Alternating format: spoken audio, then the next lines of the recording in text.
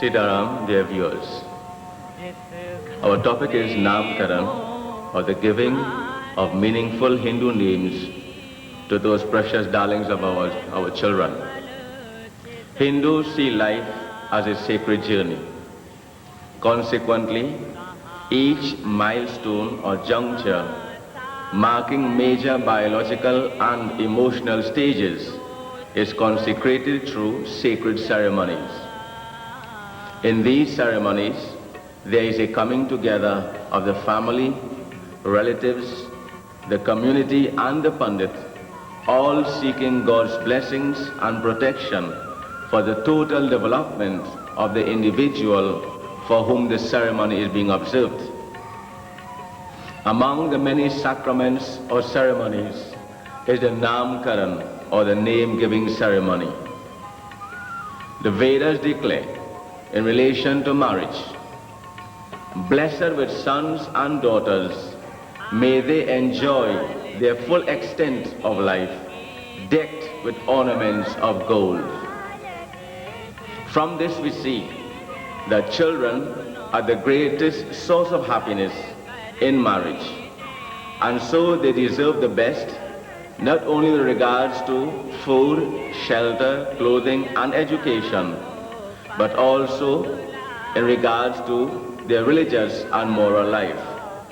As a result, immediately after the birth of a child, the father preferably, or some other responsible adult member of the family, should visit the family Pandit or his guru to inform him firstly about the good news, and secondly to obtain both his blessings and the relevant information about the birth of the child.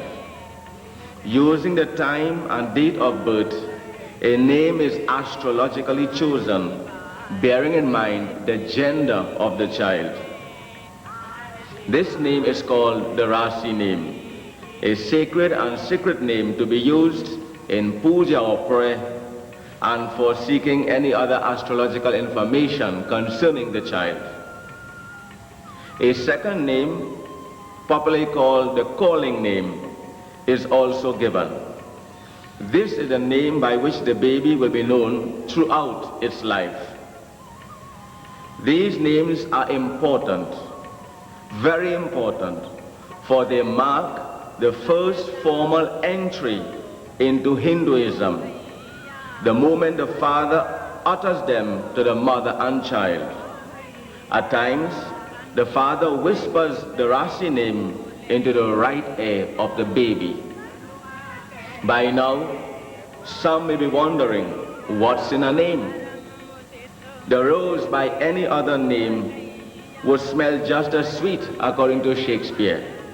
But rather than ask what's in a name, I ask what's not in a name. A true Hindu name can positively affect a child's life, even his destiny and his family members. To illustrate this, I shall relate the following story taken from Bhagavad Mahapuran. There was an individual by the name of Ajamil. He was married, he had a son whose name was Narayan.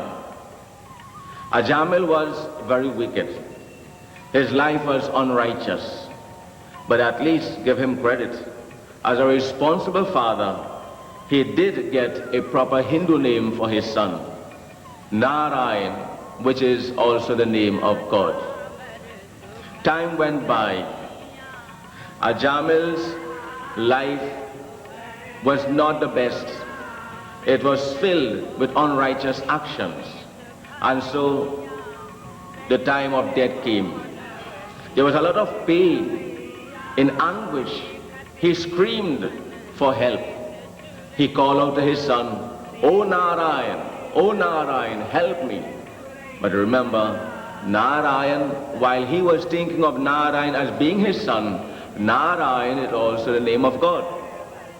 And because he called out that name with that kind of belief that his son would be able to give him some kind of help, and to show the power of the name of God, Narayan, that soul left the body very, very effortlessly eventually. Now, what did this story illustrate? One, the power of the name of God, which no one can dispute. But also, very importantly, that wonderful practice that we as Hindus have of naming our children after God. This story is very instructive. We therefore see the absolute need to name our children not only after God, but also after holy places and people, Mother Nature, and also divine qualities. The choice of such Hindu names ensures religious and cultural fulfillment, self-esteem, a sense of belonging, ethnic pride, identity, and distinctiveness. Loss of name is a compromise of one's self-worth, dignity, religious and cultural identity. Let us open the wonderful world of Hinduism's vast treasures of philosophy, rituals, and legends to our children. Let us give them the best start in life. Let us prepare them for life. Let us start by giving them meaningful Hindu names, names of which they can all be proud, names of which we will all be proud. Let us also insist on their proper spelling and pronunciation. This is our solemn duty as parents to our children, to have the Namkaran ceremony done properly.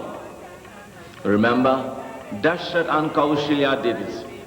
Our ancestors practiced it. So must we.